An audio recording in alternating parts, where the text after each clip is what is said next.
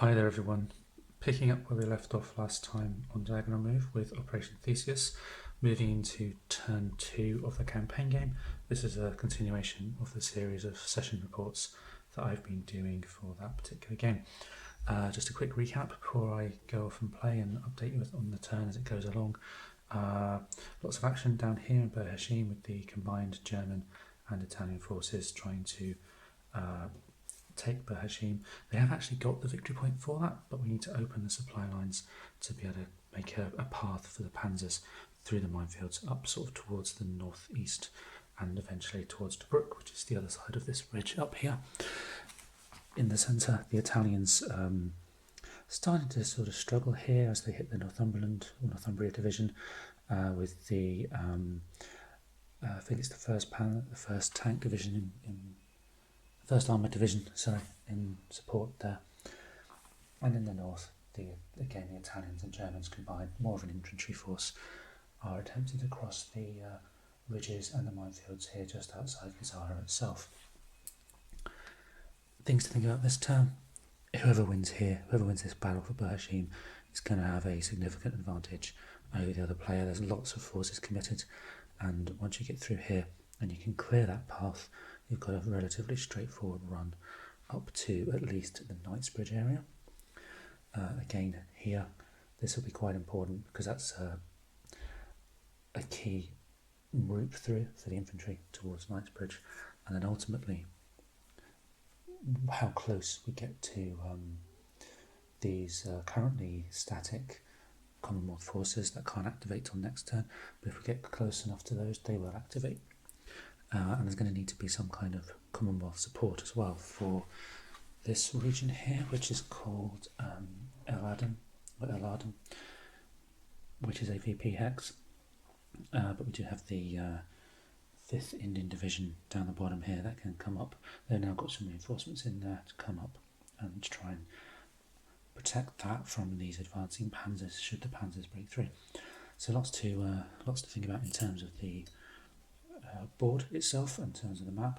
I'll jump down now to the tracking sheet to show you the relative strength of each of those forces, because when you pause the turn is a key decision for each player in terms of how strong you are in certain areas for the following turn. Looking at the trackboard, we can see that the British here, the 7th Armoured and the 1st Armoured, have recovered quite nicely and are now at a stronger position than they were at the start of the game in terms of their activation levels. The 1st South Africans, who are just outside Gazala, trying to hold those ridges from the 15th Schutzen Brigade and some of the Italian forces here, they have recovered only to where they were at the beginning of the game. The German panzers and the Ariete Division, who are currently outside Berhashim, have recovered to around about 50% of what they were, which is still to their advantage compared to the 7th Armoured and the Free French, who are trying to hold that area, but that area is heavily defended in terms of minefields and minefields with boxes, so that's still quite a challenge for the Germans. Other forces have recovered slightly with the Trento Division and the Trieste Division, a bit of a mix and match really there in terms of who's coming up against the 50th Northumberland Division. We have reset everything else in the game, so the Air Force has reset the Schwerpunkt counter. I need to make a decision where that's going to live. Probably going to sit here with the 90th Lechty Division. Lots of infantry outside Berhashim. And I think we're good to go. So assignments have been done. The KG Hecker Division is also with the 90th, so that makes a good combination there to support breaking those minefields. The KG Hecker being a engineer unit that provides a modifier for the minefield breaches. In terms of things to think about in the future, reinforcements really isn't very many, as I mentioned before. The Commonwealth just have a couple left in turn 3 and turn 5, and then the Italians, the Axis side, get an entire division at the very end of the game. Okay, I think that's it. I'll pop back once I've played a few turns and update on how things are going. Just a few activations into the turn and we're already at what could be a key moment. The Italian and German forces have really hit hard at this hex just here, which is the 7th Armoured Division.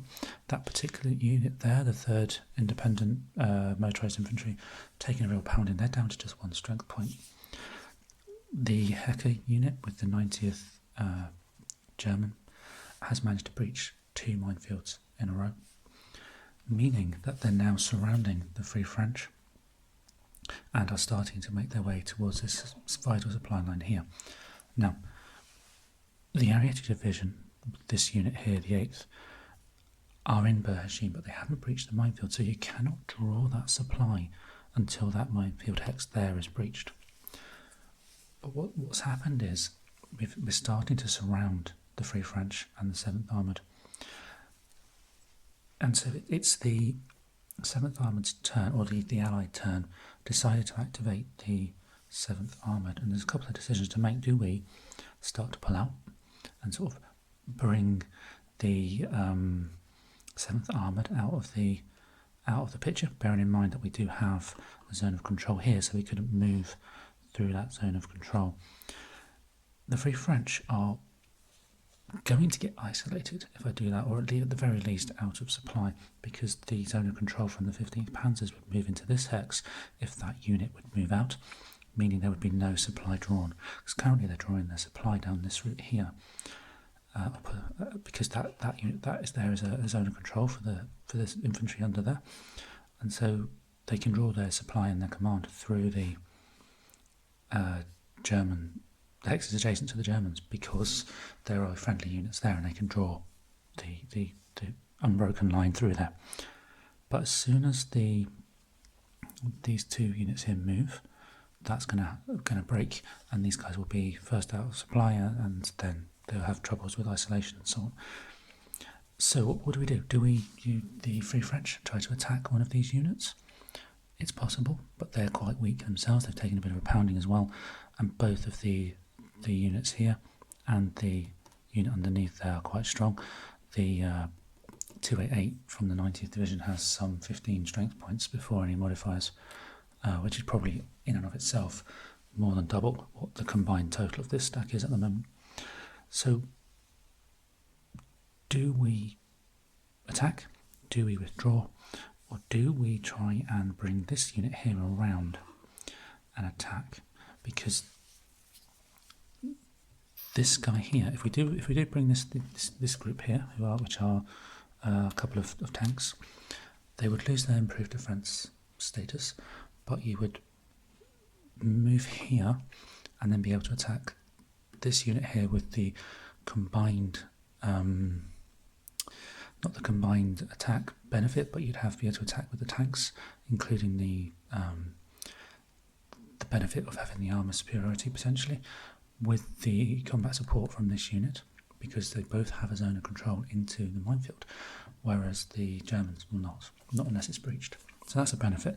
But when you're attacking into a minefield, it doesn't matter if it's your minefield or an enemy's minefield, you're still going to get the terrible modifiers for the fact that you're attacking in a minefield. So it's an interesting decision to make.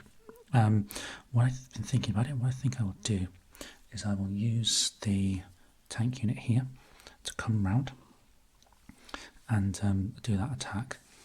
The other option, of course, would be to actually come down and start to do something about these units here, but these are quite heavily armoured panzer units, and attacking those may not really be the benefit that we need if it goes badly.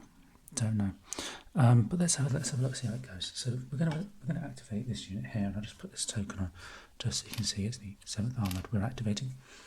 I'll just roll the die. Currently they're on 3 formation activation points, and they've rolled a 5. Now on 3 formation activations points, and on a roll of a 5, they would get 3 action points. And that's not great, because that means we would only have enough action points to do a regular attack into a minefield. So that's not great, but let's see how it would work anyway. So I'll activate the first action point would be to move these guys.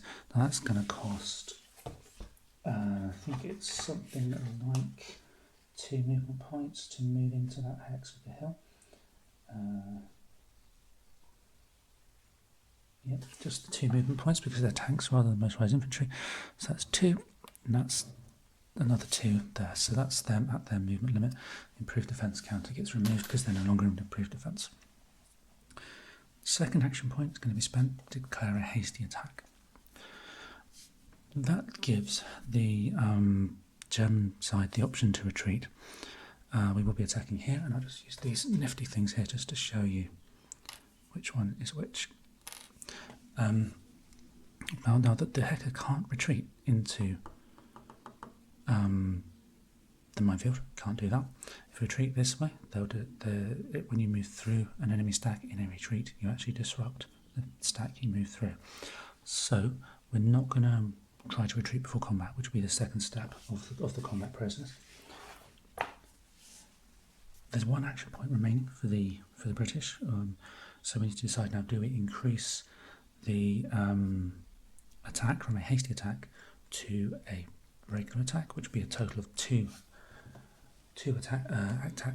activation points spent on the attack, which I'll do that. That was now a regular attack, and what that means is we'll take a couple of these combat chits, just take that random, place one there and one there. Now the attacker, it's a regular attack, and we need to look down the central column, which is the black line there. They've got they have an effectiveness of 5. So we flip over the combat chit token, and we see you have a 5, and everything at 5 will be multiplied by 3. So the top tank will have a 12 attack strength. Bottom tank is exactly the same. So that's a total of 24 attack points or strength for that group of units. On the defensive side, we have it'll only be a regular defence because they are not in their own minefield and it's not a breached minefield. So that's going to be a regular defence. The Hecker unit will be able to defend with an effectiveness of 7 and a strength of 2 for 6 points, 6 strength points, and underneath there we have 15 and 45. Wow, so that's a 45 and a 7 and a 6. That is going to be 43 versus 24, which is something like 3-2, I think. Top of my head, I think that's a 3-2. Let's just say it's a 3-2 rather than getting my calculator out. Now once we've done that, we need to look at the combined arms bonuses and so on. We don't have that. There's no infantry and tank in the same hex fighting. We don't have any combat support shifts for the air power. That's only the Germans. So now we look at the die roll determination. Attacking and defending support. We have support into the hex from this unit here, which is a friendly unit, and therefore a friendly unit, dropped stuff there, a friendly unit of a different type, as in different formation, will not actually on a regular attack give any support. That kind of sucks. I was hoping we could bank on that. But we do have attack support for the HQ. It's a 5. The yellow number there is a 5, so that's attack support. And on a regular attack, we would give half, which is rounded up, so that's going to be 3 DRM modifier. Armour superiority. Okay, this is where it gets a little bit complicated because we have a tank point of 6. That's a yellow number in the middle. These guys have defending anti-tank points, so there's the white number in the centre. They have a 4 and a 1, but you can choose. I'll obviously choose the highest. So that's a tank point of 6 versus a anti-tank of 4, which would be a differential of 2. Now, that's before we apply for any modifiers for the terrain. we are actually attacking into a friendly terrain, meaning we have a friendly minefield, which means we halve. So it's going to be 3 tank points against 4 tank points, meaning it's actually no armour superiority bonus either. This is not going to go well for the British after all, I don't think. Okay, now we've done that, we're on a 3-2. Sorry, a 2-3, because we are the attackers and we have a lower number. So 2-3 into a minefield with a DRM of 3. So that's a 5. We don't have the snafu counter to re-roll that. So on a 5. So we have a 3-2 in the minefield. Rolled a 5 with a 3 DRM. So as the attacker, we lose 2 strength points. That sucks. But the defender does have a strength point loss and an effectiveness check for each unit. Okay, let's see how that works. So as the attacker, we take 2 strength point losses. We don't need to do an effectiveness check, so we can actually choose whether or not we retreat. But I won't do that at this point. I won't retreat. We'll just simply take a strength point loss for each.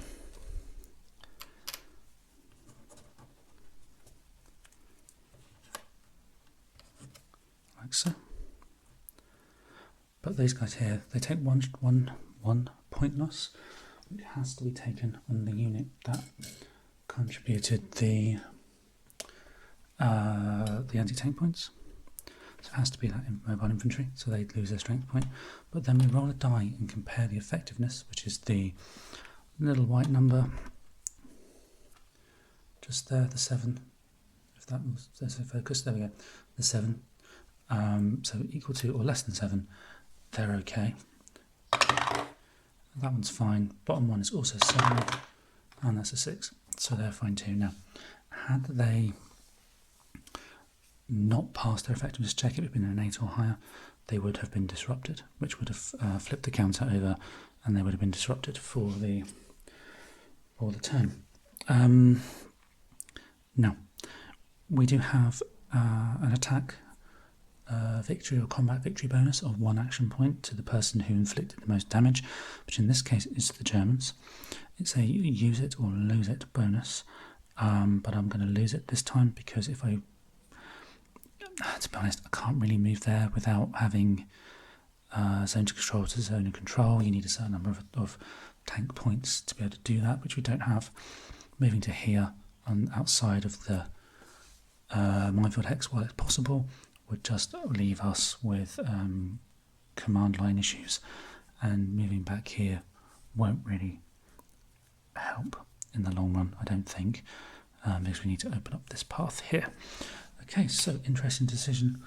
Didn't go as well as I'd hoped for the British, but honestly couldn't have been much better for the Germans. Just a couple of formation activations following that combat example I showed you, and things really have gone badly for the Commonwealth. The Germans had, I think, 3 activations in quick succession, and first the Ariete division managed to attack and successfully force a retreat on the Free French, who could only retreat through their colleagues at the British 7th Armoured Division, finished overstacked, disrupting the tank units just there and resulting in extra strength point losses on the Free French and the complete elimination of the Free French from the game. This meant that the zone of control that was being extended by this division here into this hex was no longer applicable, allowing the Heki unit and its associated infantry to come into this hex, breach that hex, and we now have an open supply line all the way from this side of the map all the way through. The Ariete division did also breach Berheshim itself, and we now have a supply line running all the way through, meaning that it's probably time for the British 7th Army, 7th Armoured, to think about beating a hasty retreat. quite how they're going to do that. I'm not sure. They've only got 2 formation activations left. Let's hope they get a good formation activation result. In fact, let's do that on the screen. They've got 2 activations left. Time to do a die roll to determine initiative. It's a 7 versus a 6 with a +4 for the DRM for the Commonwealth, and we'll activate that 7 card. They've rolled an 8, meaning that they have 5 activation points to spend. I think it is time to get out of there for as many of those British units as can. Starting with this unit here, this group of units here, and we'll simply move. They're all motorised. The speed of the slowest, which is going to be 5, so 2 into the broken terrain, 3, 4 and 5. That's 1 action point. Next action point will be this unit here. Same thing. They're motorised infantry there, as well as a tank. In fact, I think they may be wrecking units actually, which means they will suffer terrain effects for being in the more heavy terrain.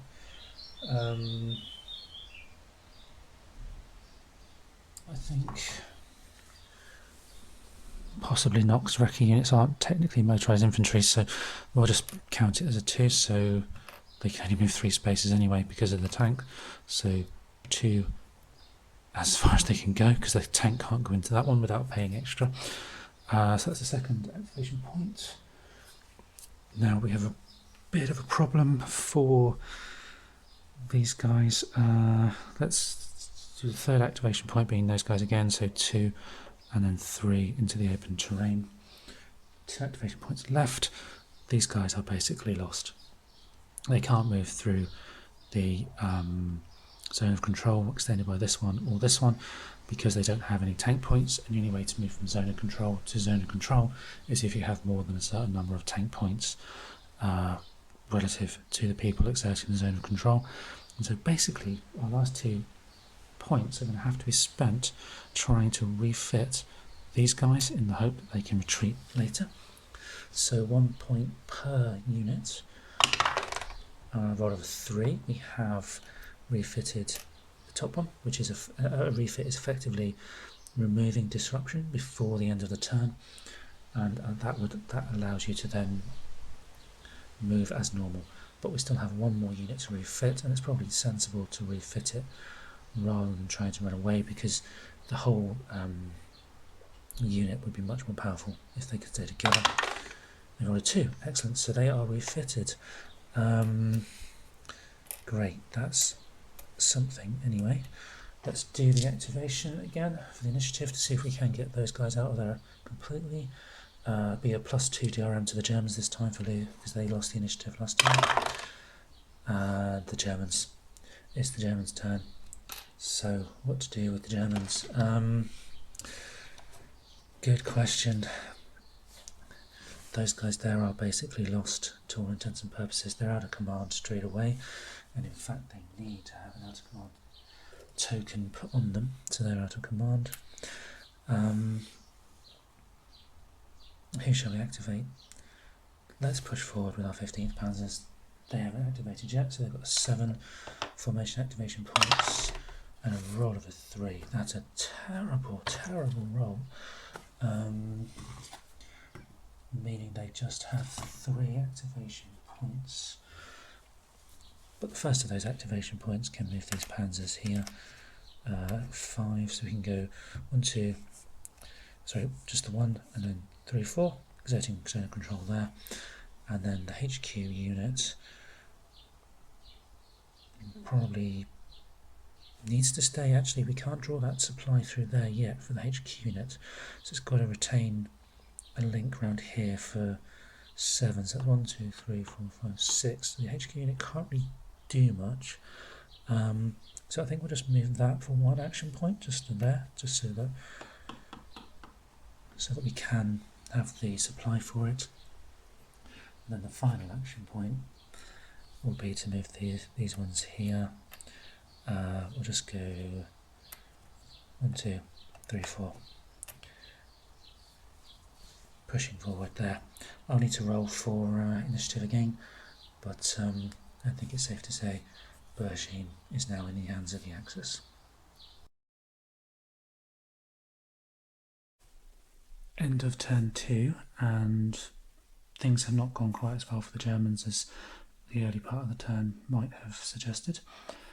The units down here, the Area Division and the 90th Mobile Infantry, including the engineer unit there, managed to breach most of the minefields, but apart from this key one here, meaning that supply route that way is currently unavailable.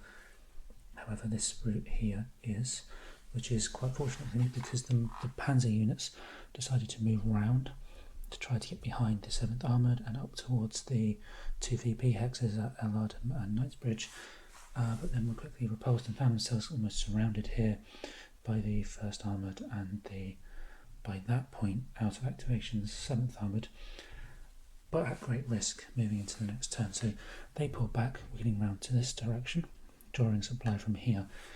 Now the risk, of course, is that they will find themselves relatively quickly cut off from the supply due to the 7th Armoured being down should the Germans fail to win the initiative fairly early in the next turn. So it's all a bit on a knife's edge just down here still, probably more than I was expecting, to be honest. Meanwhile, in the centre here, the Italians, the Trieste and the PV units, mixed success. They've managed to breach minefields, but many units have been disrupted and not got as far forward as perhaps would have been hoped across those minefields to free up the supply routes this way.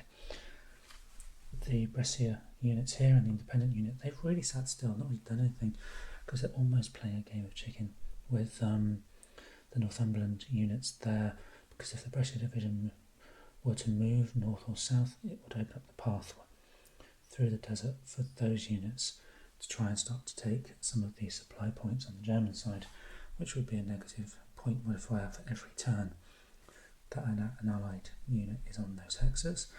Equally, if the Northumbrians move to defend the north or the south, then the British units can move through what is quite a relatively lightly minefield area. So it's all a bit of a who's going to break first there.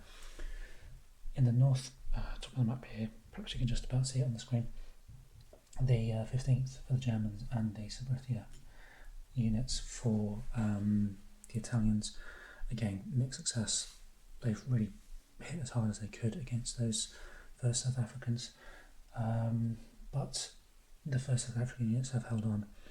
Plenty of units damaged for the Axis side from the minefields, and really that's going to be a concern as the game moves on, how many strength points the Italians and Germans have lost just getting through the minefields to this point so far. Of course, the added problem for the Axis is that these units here and here and here will now be available for the Allies to use at the start of turn 3, and they do have an additional independent unit coming on as well. So yeah, hanging in the balance here for the Germans. If they don't have a successful third turn, I think this could well go towards the Allies, sort of an early prediction there. Okay, I'm going to finish up there. Hope you've enjoyed the video, and I'll see you for turn 3.